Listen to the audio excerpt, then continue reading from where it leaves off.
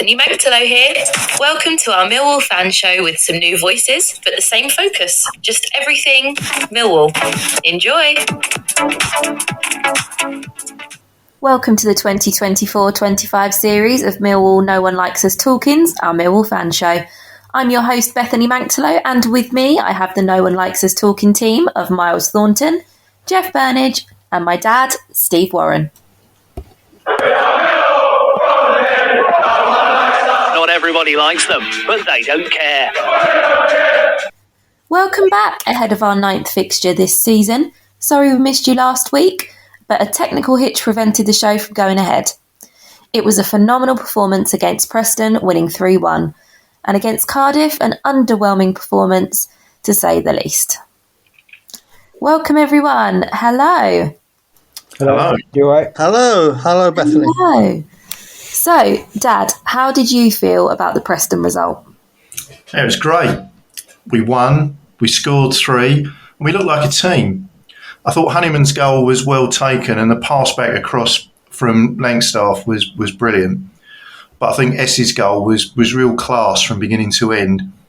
Watmore controlled the ball superbly, and Essie's run into space and his finish belied his years. I think it's also great to see Langstaff off the mark, so I think from that perspective it was brilliant. Defensively, I thought we were tight and we limited Preston's options. But if I was being picky, and I'm going to be, I think Joe Bryan needs to be a little bit tighter on his man. I think they got far too much freedom over there. The midfield looked strong. I thought there's some great tackles and some really good passes. And going forward, we just had Preston all at sea at times. Essie seemed to have his marker on a piece of string and he tied him up in knots. In the end, they were reduced to just fouling him. I think probably it was Essie's best performance I've seen him in the first team. But, it was really great. Overall, really, really, really pleased. Absolutely. Jeff, Idemo Amaku was given his marching orders just before the 90-minute mark on Saturday. Was it the right decision? Well, for me, it wasn't. I've watched that back a number of times, and we all saw what happened. I think it was a foul on Idemo. I don't think he dived, but that's not conclusive. But as he falls over, another defender, not the one that tripped him, kicks him or certainly toes him in the back while he's on the ground. I think that's the other lad, can't remember his name now, another Irish lad. And Idemo jumps up, and because they're adjacent to each other, he jumps up and they're face to face. I don't see a butting action, but their player slumps to the ground as if shot by a sniper, and you can't blame the referee for misinterpreting that and sending Idemo off. However, I'm not surprised the club haven't appealed, because they will have checked whether we had a reasonable chance with the various people. It was decided not to appeal. I think part of the reason would have been that Idemo has to learn that he's going to get baited like that, and not to give the opportunity to the referee to misinterpret what's happened. Perhaps he'll learn from that. And does anyone know if he's got 2 or 3 matches for his ban? 3. Yeah. Which is a shame, because, I mean, between the second and third games, it's quite a long spell, isn't it? But he played in the under-21s on Tuesday, which I watched with our friend Brian King. And he's also able to play for the Republic of Ireland under-21s during the international break. So he won't be without activity. But there you are.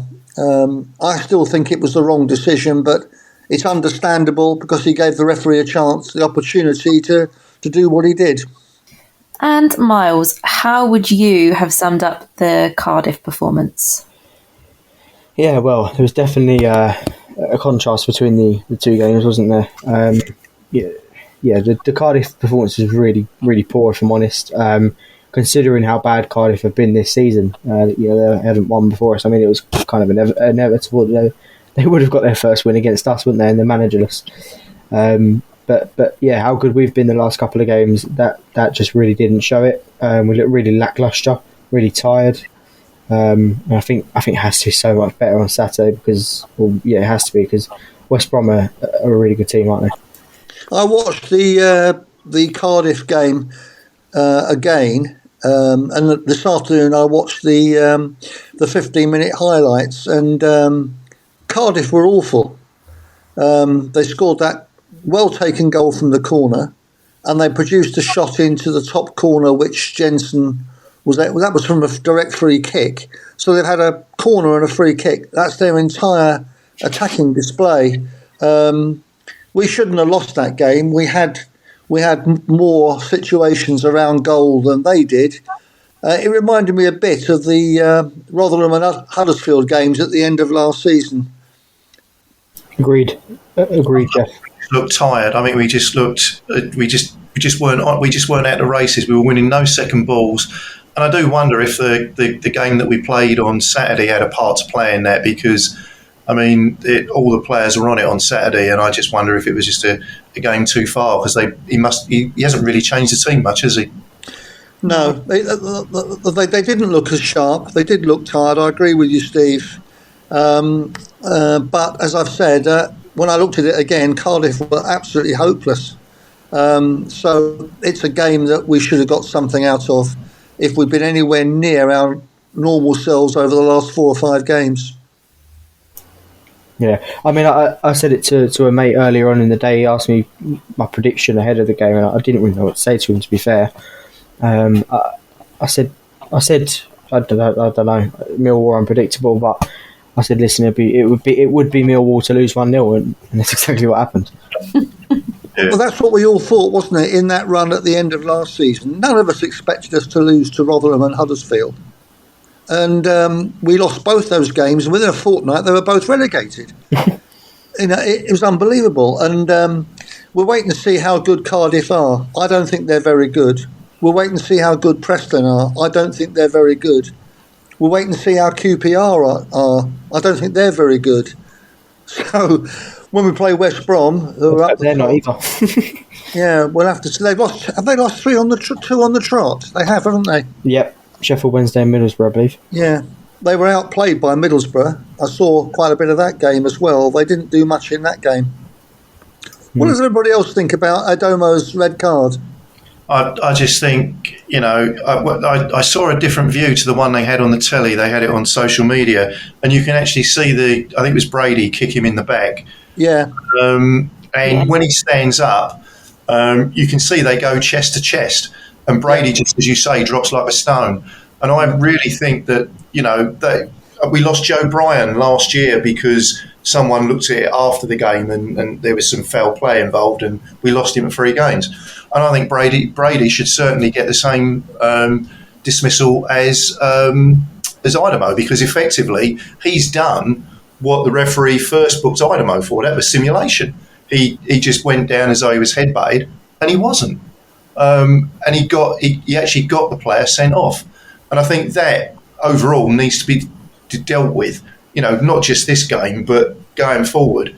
When they look at these and they can see that it's a clear miss, it's clearly not a headbutt, then if the player gets sent off, the player feigning it should get the same the same punishment.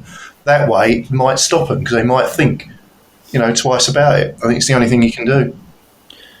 I totally agree with you, Steve. If we'd had VAR for that game, there'd have been a different outcome to that incident. Yeah, that first trip is definitely a trip. You can see the player puts his foot out behind him to trip Idemo. The referee's looking at it, and I don't know how he didn't see it. Well, he says he didn't see it, I assume. But if you remember, during the game, there were a couple of occasions where he didn't give something. And didn't he actually...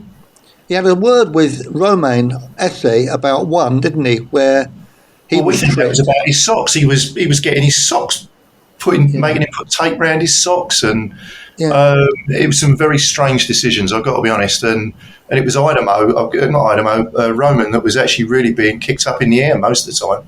I think if we'd had VAR, I think that would have been a very different outcome to the whole incident. I suspect that Brady would have been sent off. Yeah, he should have been. And I think that there needs to be, overall, there needs to be sanctions on the refs. I think I don't blame the referee for that. They don't get much chance to take. They don't get a second look in the Championship. They do with VAR in the Premier League. I think that was an easy, understandable. When you get the two players chest to chest, nose to nose, and one goes down, I think that he was conned. But at the time, Neil didn't think it was anything other than a butt, did he? So you do need VAR for situations like that. There you are.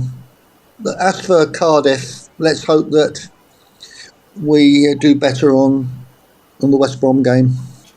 Well, it would be us if we did, wouldn't it? We'll lose to West Brom and win. Yeah, exactly, Steve. Either that or Jed Wallace and what's the lad we got from Brighton that's Jason Malumbi. But they'll probably both score, won't they? You know what Millwall's like. Yeah. Hopefully in a 3-2 win for Millwall, though. Yeah. Exactly. So let's take a break there and hear about our sponsor, G&M Motors. Hi, this is Jess Tuffield from G&M Motors. Operating from a modern and purpose-built facility in Milton Road, Gravesend, G&M Motors offers a complete range of new Honda cars and services. As well as new Hondas, we have an extensive range of used cars, including ex-Motability cars from a variety of manufacturers. Specialising in new Honda cars, G&M Motors has been retailing quality new and used vehicles to the people of Kent and South East London for over 4 decades.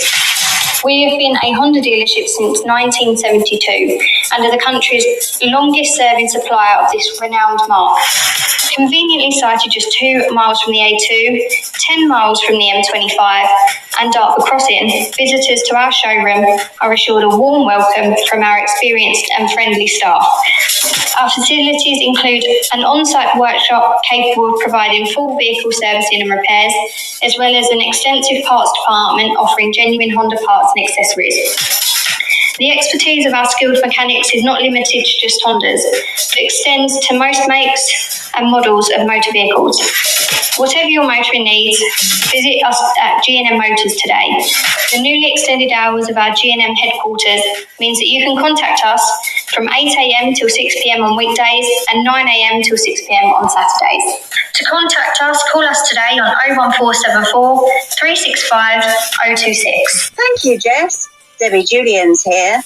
Don't forget to call Jess on 01474 365 026. G&M Motors have been dear friends of the Julians family for over 4 decades now. From my dad Lenny to me, Debbie, Lions together. I'm your host, Bethany Manktelow, and with me I have the No One Likes Us Talking team of Myles Thornton, Jeff Burnige and Steve Warren. Many thanks to our sponsor, G&M Motors.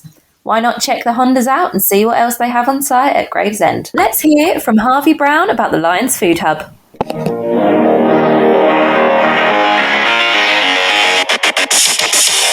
Hi, Harvey Brown here. I am proud of the Lions Food Hub, which is jointly owned by Kelly and Ellen Webster, and they have been supporting families within our community for over 2 years on Millwall match days. If you would like to donate to them, they have a match day donation hub by the SE16 bar at Colblow Lane, end of the ground, where they accept any food or money and toiletry donations. If you can help, any donations will be received with thanks.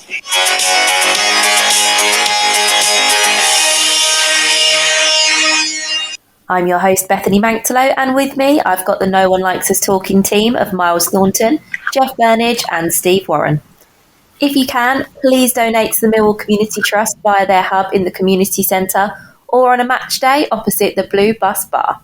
Now let's hear from Ellis Barr. Please keep us updated. Hello, Ellis here, and I'm glad to be back talking about Millwall. I know many have watched my videos, so you will all know that I don't wear splits as much anymore.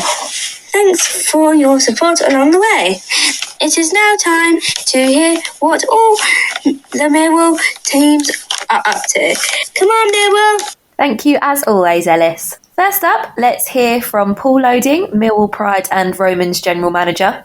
He has an update and predictions for our new Prediction League. Hi, it's Paul Loading at the Millwall Romans with a quick update for the week.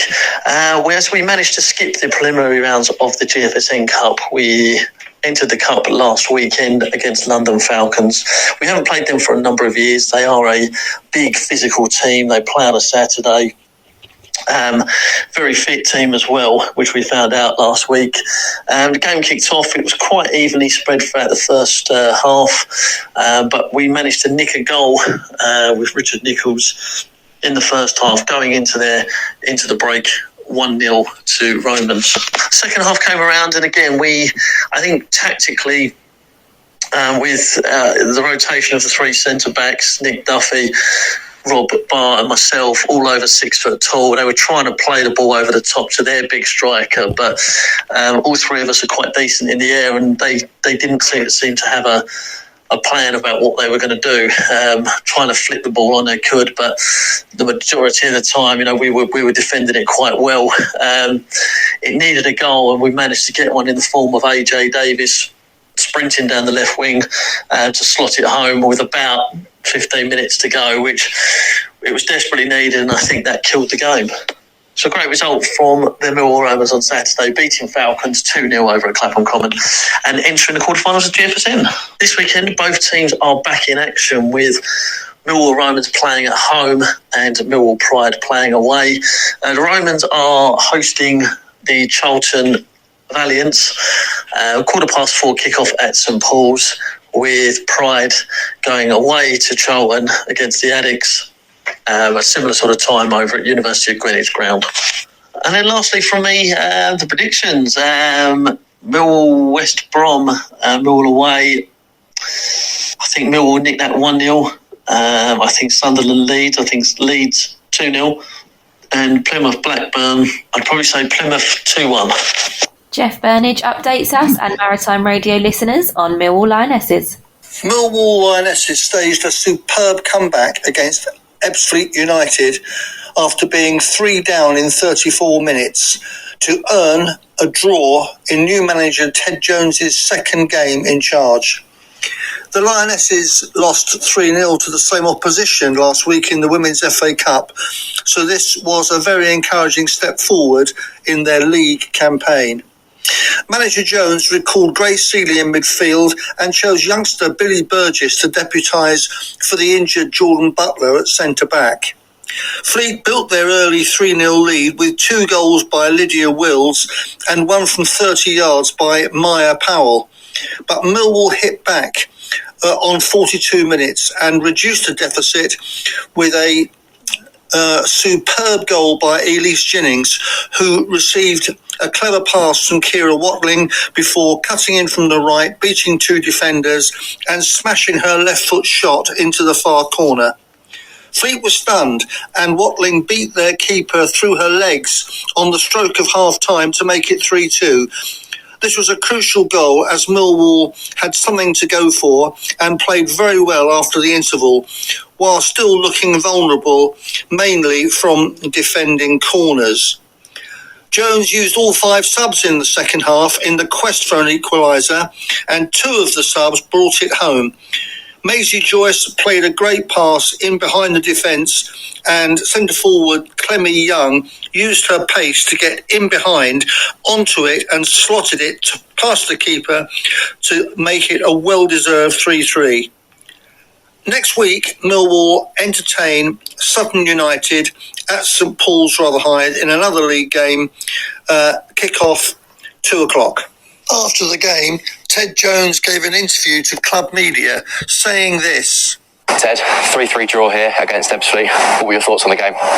Really happy. I think the character the girls showed, I think being 3-0 down, when arguably the first 10 minutes we could have gone 1-0 up, to be 3-0 down away from home, to get one just before half time and then to really dominate the second half.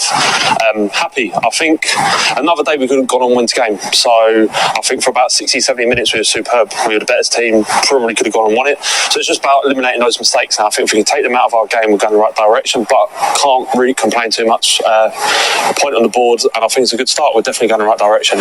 And the resilience and character of the squad, of what they showed today, was brilliant, wasn't it? Yeah, exactly what we want from them. We said at half time we've got to show a bit of character, we've got to show a little bit of resilience, that sort of Millwall grittiness to fight and battle. And I think, as I said, the second half could have gone and won it a couple of times. The set pieces just didn't fall to us, and I think another day we win 4-3 and with 3 points, and we're delighted with ourselves. And some great finishes as well, wasn't there? Clemmy's one at the end was a great finish, and there was 2 others that were just as good. Clemmy, I think, spoke to us on Monday saying she really wants to be playing, she wants to be starting, and she's gone and scored a goal, so that's a credit to her. I think Elise took her goal really well, and Kira put a good ball into the box, so all 3 goals we're happy with. They're things we've spoken about and worked on last week, so I think to go from 3-0 down last week to come away from home to be 3-0 down again and come back and get us back into the game, I'm really happy. I can't complain at all, so I think we're going in the right direction, so we're all happy. And Sutton United next week, we've got 2 training sessions to prepare for that. Thoughts going into the match? I think same things. I think the way we've killed ourselves recently has just been our mistakes. I think if we can eradicate those mistakes, keep doing things which we've been doing well, getting forward the way we want to play, and we go into the game with full confidence. I don't think there's anybody we really fear at the moment. I think the girls going into change room afterwards are full of confidence, full of belief, and I think going into Sunday we go for 3 points and we look to move ourselves up the table. We head to the Hawthorns this Saturday to face West Brom on the back of a 1-0 away defeat to Cardiff City. How do we see this one going, and what score prediction would you make, Myles? But I don't really know what to predict at this point. As I said earlier, Millwall are unpredictable, but I'm always positive on this podcast, and I'm going to stay with it. I'm going to go 1-0 Millwall. Well, I think neutrals would expect West Brom to win the game, but we just had a poor result against Cardiff. They've lost 2 on the trot. I honestly believe that this will be a 1-1 draw. And Dad? Well, I think it'll be just like us to go away after Tuesday night and win against West Brom. So perhaps a little heart overhead. I'm going to go Millwall 2-0, and I think Watmore's going to score both. I think he's going to get back on the score sheet. Brilliant. Yes, I am going to remain positive. I'm going to go for a 2-1 win to us. And I'm going to say Duncan Watmore to score first. So I'm the pessimist in forecasting only a draw. Yeah, pretty much. So let's take our predictions for some of the other games. So Sunderland versus Leeds, Myles? Sunderland versus Leeds. Sunderland I didn't expect to be doing as well as they are, but they are doing quite well, and I'm going to go with a 2-2 draw. Okay. Jeff? I'm going to go Sunderland 0, Leeds 1.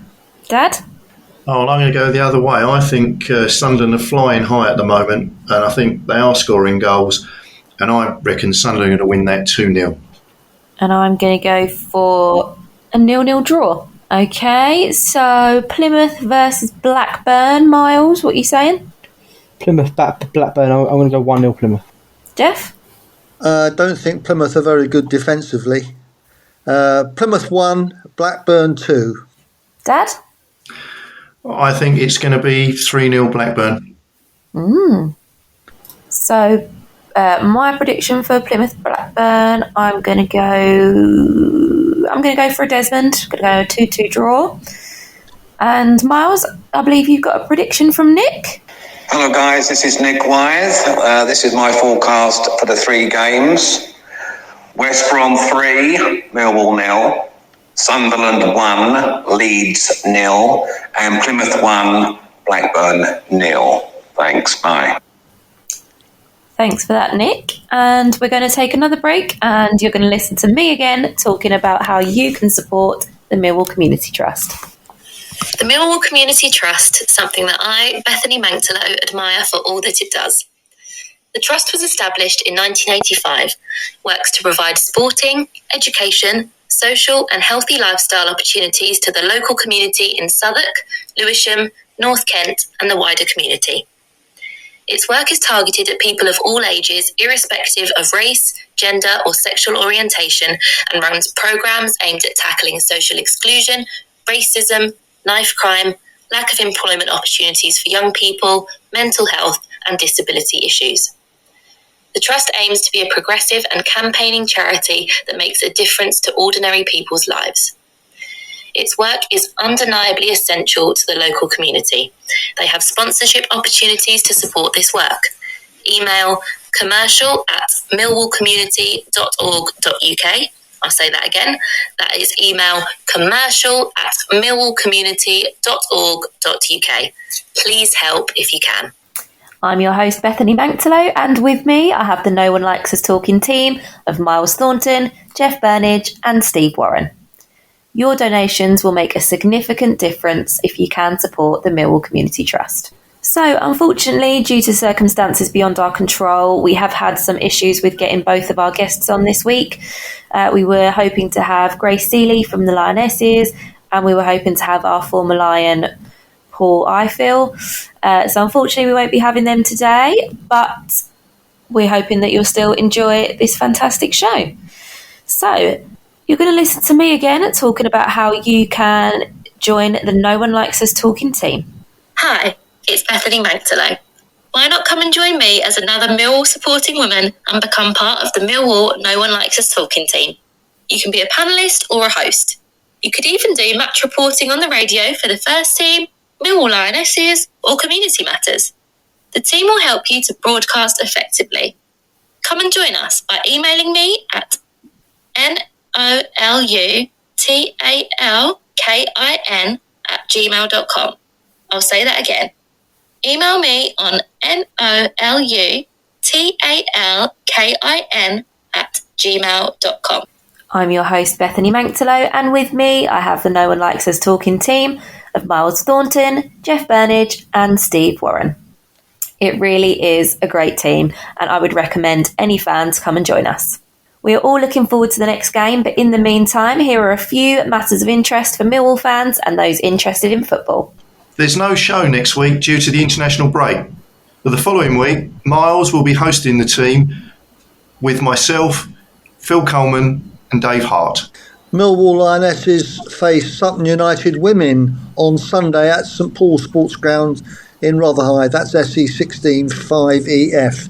I did say earlier that the kickoff was 2 o'clock. It's been brought forward and now kicking off at 1:30.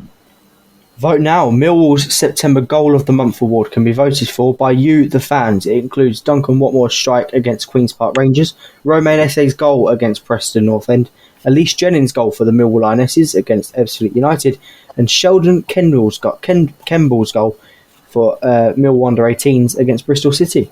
The goals and poll can be viewed and voted for on Millwall's official X account. Don't forget, you'll be able to listen to the No One Likes Us Talking team, bring reports from our games, both home and away, for the Lions, Lionesses, Romans and Pride.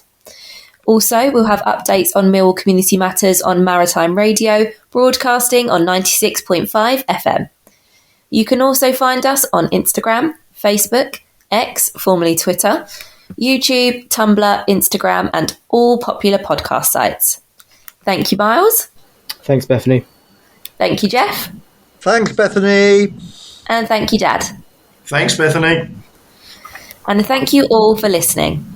Finally, let's not forget to keep it safe on the streets out there. Good night.